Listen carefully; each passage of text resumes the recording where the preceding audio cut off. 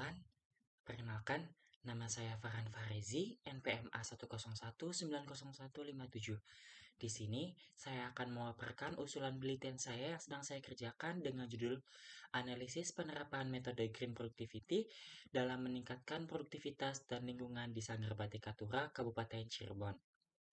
Saat ini masih ada berbagai tindakan manusia termasuk pemilik usaha atau industri bisnis yang tidak peduli dengan pelestarian lingkungan dan merusak alam seperti menebang pohon secara liar yang tidak diimbangi dengan penanaman pohon kembali, tidak menghemat energi, membuang sampah sembarangan, maupun membuang limbah industri secara langsung ke sungai tanpa adanya pengolahan terlebih dahulu yang menyebabkan kerusakan alam. Lingkungan merupakan tempat tinggal bagi makhluk hidup yang ada di bumi, termasuk manusia, hewan, tumbuhan yang sudah seharusnya kita jaga kelestariannya.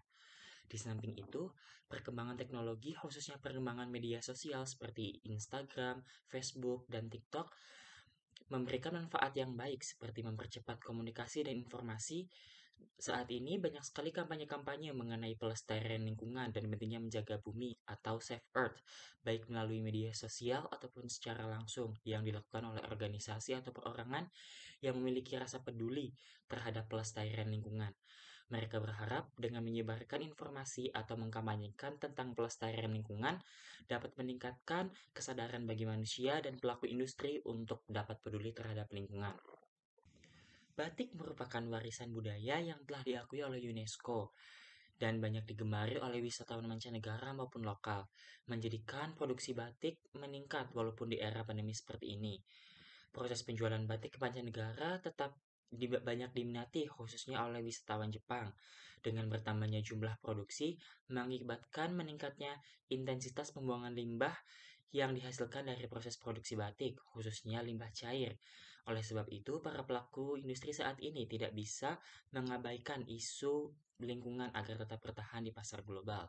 Selain itu, masih banyak dampak negatif dari industri batik. Hal ini disebabkan karena kesederhanaan dalam proses pembuatannya, yang membuat pemborosan atau tidak efisiensinya penggunaan energi dan penggunaan bahan baku dalam proses produksi, seperti masih menggunakan bahan kimia yang berbahaya dalam proses pewarnaan, penggunaan air dan jumlah limbah dengan volume tinggi, tidak efisiensinya penggunaan lilin dan zat pewarna, serta ketergantungan yang tinggi terhadap minyak tanah.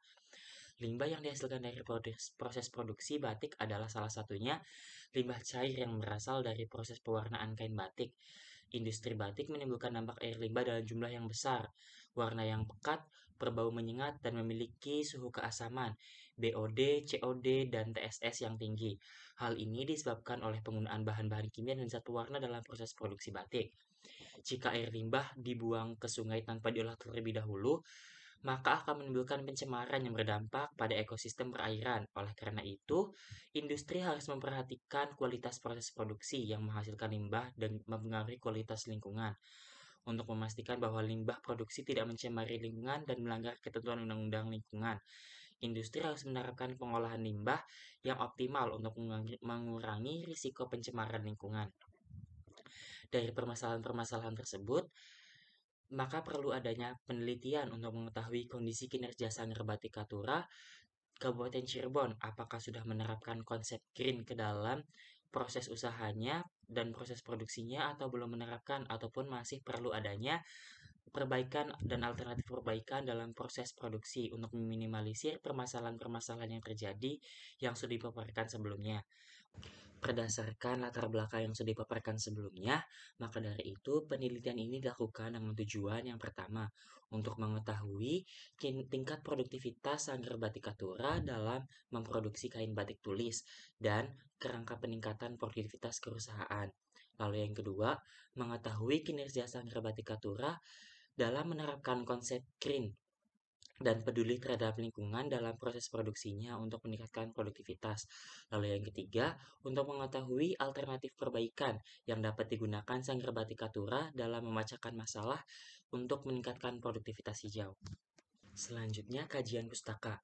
Ringkasan literatur yang digunakan dalam penelitian ini adalah mengenai manajemen operasi dan dikembangkan melalui konsep produktivitas dan dikembangkan kembali melalui konsep green productivity atau produktivitas hijau, yang di dalamnya mencangkup teori mengenai material balance, diagram Fishbone, indeks EPI atau Environmental Performance Indicator, lalu GPA atau Green Productivity Index, lalu GPR atau Green Productivity Ratio, dan BCR atau Benefit Cost Ratio.